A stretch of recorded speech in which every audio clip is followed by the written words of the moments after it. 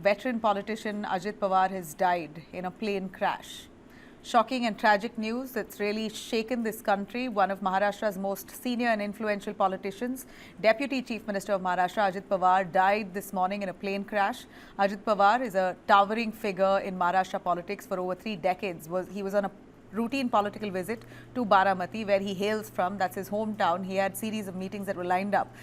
The aircraft that was carrying him crashed during an emergency landing attempt near Baramati in Pune district. The aircraft that he was flying, a Learjet 45, registration VTSSK, was operated by Delhi-based VSR Aviation. There were 5 people on board, including Ajit Pawar. In fact, his PA, his assistant, and crew members, along with 2 pilots. The jet was being flown by Captain Sumit Kapoor and First Officer Shambhavi Phatak. Both of them have also died in this crash. They've been serving with VSR Ventures since 2022. Seasoned pilots, both experienced. No one on board has survived. According to the DGCA, the pilots faced difficulty spotting the runway while attempting to land at Baramati airport. The aircraft was flying from Mumbai to Baramati, and the accident occurred roughly around 8:44 a.m. DGCA says that pilots could not see the runway on their first attempt and carried out a go-around. They tried to land, they could not spot it, they went around and tried a second time. There was no Mayday call issued by the crew, is what the air traffic control officials say. Baramati is an uncontrolled airfield where traffic information is provided by flying training organizations, not the Airports Authority of India. The aircraft first contacted Baramati at 8:18 a.m. and was advised to descend under visual conditions. Visibility was reported to be around 3,000 meters with calm winds. So it was all at the discretion of the pilot. Second approach the pilot took. The crew initially reported that the runway was not visible yet again, but then they came back to say it was visible. So that's when they got clearance to land at 8:43 a.m. But just a moment, literally a minute after that clearance was given, there was no response that came from the pilot, and a minute later, flames were seen near the runway and wreckage was found just off the left side of the runway. In fact, eyewitnesses described multiple explosions and intense fire, making any rescue impossible. Looking at that wreckage site there, there's no way, no chance that anyone would have survived that crash. Let's hear it from the eyewitness. मैंने देखा कि airplane जब नीचे आया था ऐसा लग रहा था उसका क्रैश हो जाएगा ऐसा हम सोच रहे थे, तभी क्रैश हो गया। हम देखे कि हमें लगा नहीं क्रैश हो गया है, लेकिन एयर ट्रैप पे उतरेगा ऐसा लगा, उतर रहा है, लेकिन क्रैप हुआ और उसके बाद स्फोट हो गया उसका जबरदस्त। स्फोट होने के बाद वो हम देखने आए, पहले देखा तो उसको आग लगी थी पूरे प्लेन को, और उसके बाद 4-5 स्फोट हो गया विमान में उसका। Now, this aircraft was flown. It was in fact managed by VSR Ventures. That venture in fact operates a fleet of 17 aircrafts, including 7 Learjet 45s. DGCA says that its last audit was in February 2025, and it found no major safety violations. So, according to them, the aircraft was fit. The Aircraft Accident Investigation Bureau has now taken over this probe. This is the second accident we hear involving VSR Ventures in Maharashtra in 2.5 years, though. In fact, in 2023, aircraft similarly met with an accident. It was basically a rainy day, but no fatalities had occurred then. But at that point too, there was the AAIB investigating the case 2 years on, but the case report and the case finding has not been tabled. It's not been revealed what really happened then. Well, Maharashtra government has now announced 3 days of state mourning. Ajit Pawar's funeral will be held on January 29th at 11 a.m. Leaders across political lines have expressed grief. West Bengal Chief Minister Mamata Banerjee, though, has raised some questions, calling the crash as suspicious. She's demanded a Supreme Court monitored investigation, hinting at a possible sabotage angle. This tragedy also revives painful memories of earlier crashes. Let me take you through a little feedback, a little recap as to the number of people who really died in plane crashes over the years, from CDS General Bipin Rawat to former chief ministers and union ministers.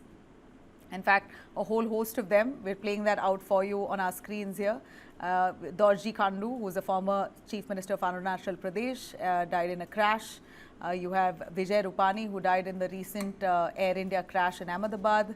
And a few leaders, including Mr. Scindia, who died early on due to lack of there was basically either weather conditions that was a problem, or there was issues with the pilot, whatever it was. But we're still looking at a problem here where despite all checks, it still appears that this seems to be one of the most common causes for some high profile politicians losing their lives. Let's take you through reactions from those family members and politicians who've spoken, giving out their condolences. आज का दिन हमारे लिए एक बड़ा दुख लेकर भी आया है। आज सुबह ही महाराष्ट्र में दुखद विमान दुर्घटना हुई है। इस दुर्घटना ने महाराष्ट्र के उप मुख्यमंत्री अजीत पवार जी और कुछ साथियों को हमसे छीन लिया है। श्रीमान अजीत दादा पवार, इनका एक विमान के एक्सीडेंट में बहुत ही दुखद निधन हुआ है। इसकी वार्ता आने के बाद समूचे महाराष्ट्र में बहुत ही दुख का वातावरण तैयार हुआ है। आज महाराष्ट्र के लिए एक काला दिन कहूँ, एक दुर्भाग्यपूर्ण घटना कहूँ, एक दुखद घटना कहूँ, ऐसी घटना जो हर एक के एक दिल को दुखाने वाली घटना आज महाराष्ट्र में घटी है। There is no safety and security of the people of this country. Even the political leaders, I do not know what is the fate of the opposition political parties, but he was very much with the ruling party. But before few days ago, I came to know that from social network that somebody from other party, they gave a statement that Ajit Pawar is willing to leave the BJP. And now what happened today, I need proper investigation under the supervision of Supreme Court. Only we have the trust on Supreme Court, no other agency. All the agencies are being totally purchased. And really it's a great loss for the country.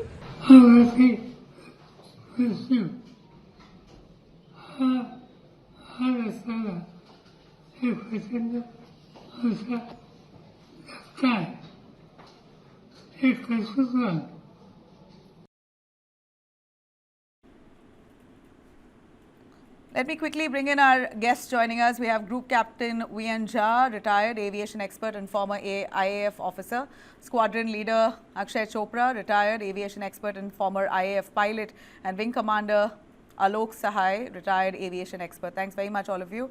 Let me start with Group Captain Vian Jha. Very tragic. Condolences going out to the family, sir. Just give us a sense of what may have happened. A very clear, bright day. There was no reports of fog. At least that's what initial reports suggest. But the pilot says visibility was very low. We're not able to understand, not able to put in two and two together. No technical glitch, no weather, extreme weather condition. What may have happened? Nabila, it would be, very cruel to speculate what would have gone wrong, what would have happened. Look, when any aircraft accident happens, especially the fatal ones, there is no single factor. Usually, we have seen there's a mosaic of events that come into play and that leads to fatal aircraft accident. I have done 7 fatal aircraft accident investigations. I've been a member of it. And that is my experience, and that is what even the literature mentioned. Look, any pilot who is at the controls, it will be very, very cruel to suspect that he would have deliberately caused something. unless and otherwise, proven so. We go with that fact. And second thing, whenever we go for accident investigation, we first make a assumption. That is the assumption that pilot would have acted in the best of his ability and the professional acumen to save the aircraft, to land it safely.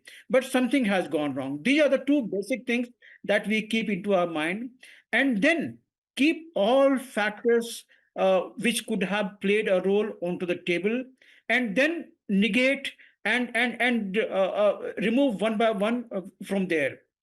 There are four broad factors of the issues that come into play in any aircraft accident that happens.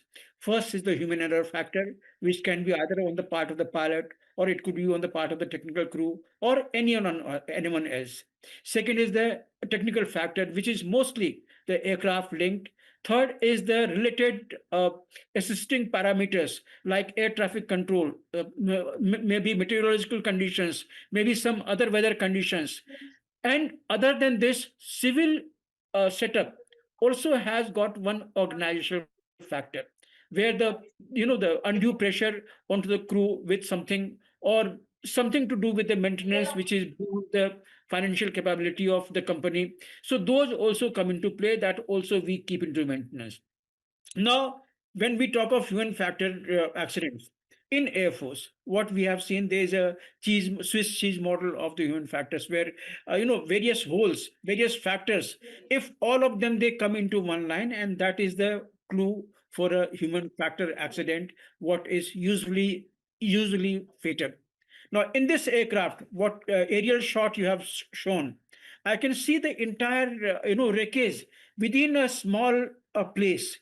That means that when the aircraft has crashed, it has crashed possibly with the nose down and everything as one place, so that entire deceleration forces have come onto the occupant, onto the aircraft, and there is hardly anything left thereafter. And usually these sort of the deceleration forces are beyond the capability of someone can get away with this. Usually they are fatal. So what this is on the first look that we see, and again I repeat, I would rather abstain from any speculation. Remember, the crew who have died, they are not here to defend themselves. So that would be the last juncture that anything deliberately would have happened in this case. Nabila. Um, let's also bring in squadron leader Akshay Chopra. Akshay, your understanding on this, the captains are very seasoned. They have all their tests and their certifications all renewed and refreshed and current. They have flown 1,500 hours. That really shows of their experience. Can we have those pilots' photographs on air, please? As much as we're talking about Ajit Pawar today, we've also lost two very experienced pilots. If we could play those pilots' photographs on air. Yeah. So, Akshay, your take on this. Experienced pilots, visibility not so bad, but yet he said that there was an issue. What's your take on this? First of all, thank you, Nabila, for having me. And sad day for the aviation today. We have been all trying to connect the dots since morning. And as Captain Jha also said, it's too early to speculate. As the FDR and CVR, they are milked. We'll come to know about the investigation reports. But whatever we are trying to, get through the pictures, the visuals, videos, and from all the other sources, we found one thing quite common, that when the pilots made the first approach, there was a problem with the visibility. Though that is also something to be understood, that despite of having 3,000-meter visibility and not much of a fog, was it a radiation fog? Was it some sort of a haze because of which the runway was not visible? But as any pilot would do, they carried out a go-around approach. And again, during the second approach, what was the call which we as of now know, the only call we knew about was that the pilots again were, the ATC asked the pilots again, is the runway visible? And they said an affirmative, yes, the runway is now visible. And they carried out the landing as it should have been. The pilots were very well qualified. There were thousands of hours of flying experience between them. Captain Sumit Kapoor was more than 16,000 hours of flying, as told by the VSR Ventures CEO, and he was instructor on type. Same with Captain Shampi, more than 1,500 hours, and they were quite qualified in carrying out any kind of emergencies if there's a problem with the aircraft. Now, a lot of questions also coming in that despite of the visibility, is it possible that during the approach, the aircraft can go down the way it has gone down? The answer is very well it can be. It can be due to a false depth perception. It can be due to a wind shear factor at a very critical juncture, because of which they were not able to recover the aircraft. But that we'll come to know once the investigation reports are out.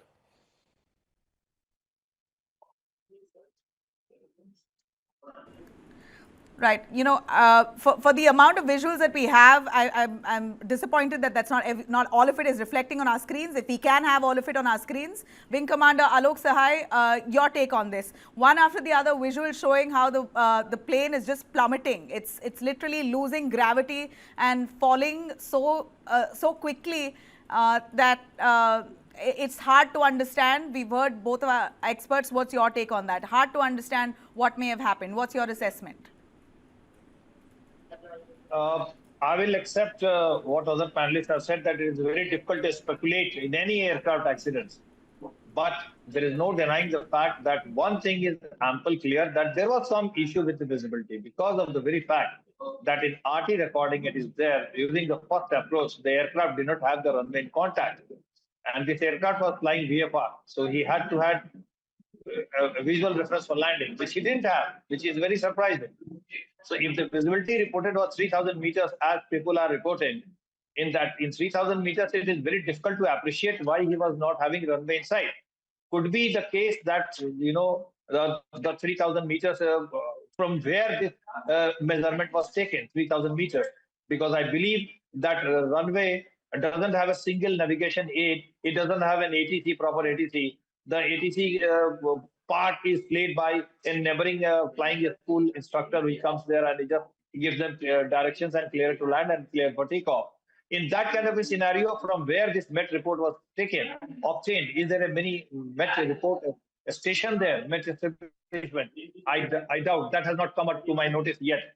So the issue is that during the first approach, the aircraft did not have the runway in contact. It is very clearly established in the RT contact. Thereafter, he goes around. He makes a left circuit. And normally in this situation, what happens that if there is a visibility issue, the aircraft normally does a tight circuit so that he doesn't want to lose the sight of the runway. Okay, so fair.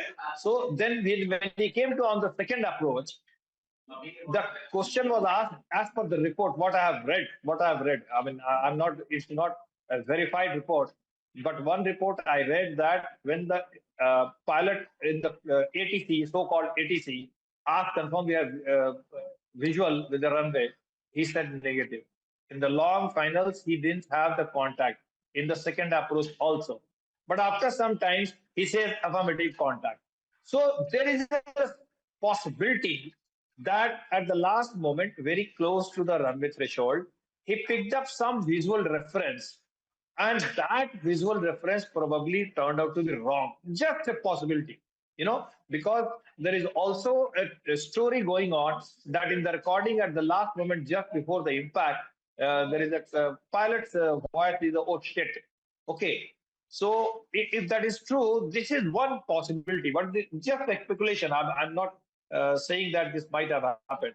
Second thing, what my Air Force pilot has rightly said, what happens in marginal visibility conditions when the aircraft is at the critical stage of landing.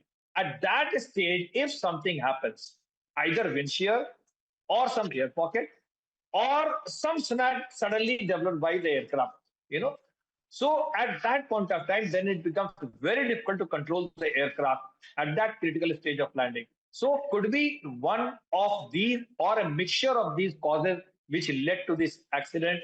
And it is very unfortunate, but let me highlight this issue once again. This Baramati runway is a short runway. It's on a plateau, number one. Number two. Number three, it does not have any navigational aid. No navigational aid exists there. Only VFR flying is cleared and all pilots all flags have to just have a visual reference and land there. And even the ATC is not there. The neighboring, the instructors, they come during the time of any flying going to land there. They come and they take a VHF set and they communicate with the pilot. So these are the things which DGCA and Aircraft Accident Investigation Board members will have to look into it. Not only this, are the policymakers, because if there are thousands of runways, there are thousands of airfields. Every airfield cannot be upgraded, I can understand. But if you decide to operate an airfield with such VIPs and such important flights, then you definitely need to address the issue. Okay. So on our screens, we're also showing images of the people who died. 5 of them, including Ajit Pawar, who've died. He is the main pilot, Sumit Kapoor. They're all experienced. But tell me, sir, if you can give us a sense of whether the pilot may have known the Baramati tabletop runway. Would he have been familiar? VN Jha, Captain VN Jha, do you think the captain was familiar, and or is it difficult if they're not familiar with that terrain? And they're not able to see exactly, visibility is poor, then it could be hard. You can call me group captain. That has been Right, my sir. rank. Yeah. Look, here in this case, I would like to go back to what the initial statement I made, mosaic of factors. Look, there was a report before takeoff that the runway is, the visibility condition is borderline. What I could see in the small snap that you were showing right now, aircraft is visible from at least say half a kilometer or about a kilometer. From there, we see it going absolutely wings level till now. It has made a left bank with the nose coming down. Now, usually that is the attitude when we go for a line, short finals and go for aligning with the runway. Usually that is the position. But then it has fallen short of the threshold of the runway. It has gone nose down and crashed in a way that you are showing onto your right skin within a very small thing. So that whether the nose has gone down like this, I can't say. It is for the investigation team to just analyze, looking at the of the all the FDR parameters. Now, second thing, this aircraft has been having some small nagging problems right from the design stage. There have been about 7 accidents worldwide within a short period of time. That is not very high. I must assure you that the aircraft This is make fairly itself good. is faulty? No. There was some issue with the control parameters, which was in the first Mac. That is when they had rectified the control system, and then this 45 XR. This is the another variant of the aircraft, which had by and large no problem. But then we know that many aircraft accidents have happened. Only 3 have been the ones in which everyone came out without scratch. They have survived. The type of forces had applied was survivable. But in 4 of the accidents, all pilots died. I mean, all occupants died. That I should say that. Now, second thing, what you ask, what could be the reasons here? Now, looking at this clip that you are showing us, if we can see the aircraft from this distance, with the wings level initially coming and then taking a left bank and nose going down, that means runway must have been visible absolutely at that short height that it is there. That is one factor that we can gauge. Secondly, we can see the velocity speed fairly good enough, although the landing speed in this aircraft, I believe, is about 240 kilometers at the rounding up. So if that is so, aircraft has a fairly good speed. Second thing I can see is, we are always saying that the one pilot is very, very highly qualified, highly experienced. Another also has got the experience. Who was on the controls? What has transpired between them? That also has to be looked into. That who was actually at the control when they came for landing. So these are the various issues. As far as you mentioned about the air traffic, our co-panelists mentioned about this runway is not manned by a proper air traffic control. No meteorological officers are there. My question that's exactly what I was asking. Since it is not a formal airport, not controlled by the Air Traffic Authority of India, does that mean additional risk? It's basically at the at the judgment and the assessment of the pilot entirely. Is that true, Squadron Leader Akshay? So Nabila, no, that's not the case. So it's not that this is the only runway which does not have a proper ATC or it does not have an ILS. There are many other runways in the country which are being manned by different people who may not be very well qualified ATC people, but the people are very well versed with the basic checks and procedures. Plus, herein, when we talk about a tabletop runway, no, this is a tabletop runway, but this is nothing to worry about in case of a landing. It has ample length because the Learjet which they were flying 45, this one just requires around 750 meters of runway length to land. And it is well capable. More than 640 Learjets are flying around the world. The aircraft was well inspected. There was absolutely no problem with the aircraft. And what is a bit surprising is the visual which you showed, wherein the aircraft is coming in a absolute straight landing, wings level, and suddenly it banks to the left. There is simply no reason why an aircraft will actually do this. So this is why, the images are confusing, and that's why we cannot make any speculation as of now. But when it comes to whether it's the aircraft, it's an excellent sturdy aircraft flying all over the world. The pilots are qualified. The runway was not an issue, and it's a visual approach. So the pilots know it. It's a visual approach and they're very well qualified to land with their own minima. And even if there's an emergency, they can handle it. There was no Mayday call made. Could you explain, either Akshay or Wing Commander Alok, no Mayday call made? Under what circumstances do you believe that a pilot believes in not announcing an emergency situation? I can tell you this, that, at that critical stage of landing, if something happens, the pilot does not have the time to leave controls and press the PTT for transmitting that Mayday call. Those a few seconds time, if at that time something happens, he would rather engage both of his hands for controlling the aircraft for 2, 3, 4 seconds at that moment. So something at short final might have happened, as you are saying, that probably if there is a clear-cut visual coming that the aircraft took a bank, it could be some malfunction in the aircraft at the last moment, or could be a bird hit. Everything will come to know after the investigations only. Could be anything. Also, Nabila, herein, just adding to Wing Commander Sahai's this thing. So, look, Mayday call is just not given for any other purpose. It's a very serious call until the time the aircraft really has a problem like an engine failure or a fire or an electrical failure or something of that sort. Only then the Mayday call is given. Initially, we were getting the reports that the Mayday call was given in the air, but then it was cleared by DGCA that no, there was no Mayday call which came up. And if there is a problem with the weather or anything, then Mayday call is not given in such a case. Yeah, absolutely. But how do you... Nabila, if I may just add, when the pilot knows that there is no way that he can take the aircraft to its destination or any of other diversion, and aircraft is going without beyond controls, that is the time you give the Mayday call, that there is nothing else for me. Here I am giving the SOS call.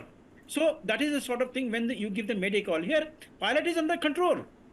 Suddenly, when he comes for the short finals, we can see the nose dropping and the wings. Of course, wing has to. So you believe that it came as a surprise to him, last second surprise, because when clearance was given, before clearance was given, he said, "I can see it now." The second go around, he said, "I can see the runway now," and there was clearance given, and barely a minute after the clearance given, they saw flames. So you're saying that took him by surprise. Maybe the proximity, or I don't know. How could you not spot danger? Look, I have seen the aircraft coming at the short finals and absolutely coming at a steep angle, and then just before touchdown, about 100 feet above, then flaring up and coming back to the landing attitude. We have flown. I mean, I'm not a pilot.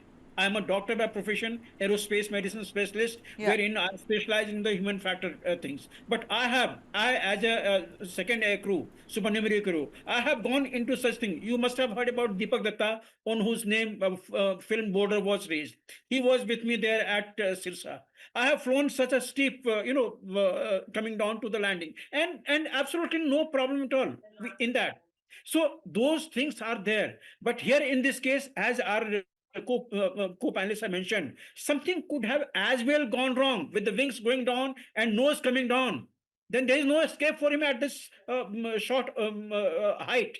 There is nothing left. So we keep all these possibilities on the table when we go for accident investigation, and that is the time when all these flight data recorders, all this will be helpful to judge whether this was deliberate action or this was something, something that happened by virtue of some failure, some control failure. So what does it appear? But I know you won't say it, but Wing Commander Alok, does it appear to be a human error, technical error, or weather issue for you? No, it will be very brutal to make comments like this. I would not comment, but could be human error. Could that he picked up a wrong reference for landing, and at the last moment he realized it, so he took a bank to correct it. Could be it's just a speculation, or could be that bird hit at the last moment, short final. And what I'm trying to say that at the last moment, when the time is less than 5 seconds, no pilot will leave the control. He will at the last moment, till the last second, he will fight to recover the aircraft. You will remember the last Nepal crash. The pilot never gave a mid call. So those last few seconds, he will rather control the aircraft in a with full attention, full G and in emergency. Mayday call normally. I'm an ATC controller and he is a pilot. We all know that Mayday call we receive when you have at least more than 30 seconds or more than 1 minute time. Okay, as I wrap here, I'll end with Akshay Chopra, squadron leader. Like Sir said, very brutal to point fingers here. If this was a pilot's error or not, we don't know. But can you tell us what are the checks that are usually done before a pilot takes off? Suppose if he is intoxicated or there's any other issue, generally are there checks being done before the pilot takes to the wheels, or what do you say, the controls? No, absolutely. So Nabila, no aircraft can fly without proper checks and procedures, which includes the checks and procedures done by the flight engineers when the aircraft on the ground. It is thoroughly checked, inspected, then an order is given. The proper papers are signed that yes, the aircraft is ready for flight, and then when the pilot comes in, he does external checks. Then when we start the aircraft, we do internal checks, and there are all written procedures. They are compulsory for both pilot and co-pilot to be done. And in Alco tests happen? Yes, absolutely. They do happen. And this is a VIP flying. So therein you cannot even imagine of a pilot being intoxicated and flying when the deputy CM is on board. Or whoever, right? Whoever. It could be just the pilot just wanting to fly from one destination to the other empty. But yet there should be ideally checks, and you're saying there are.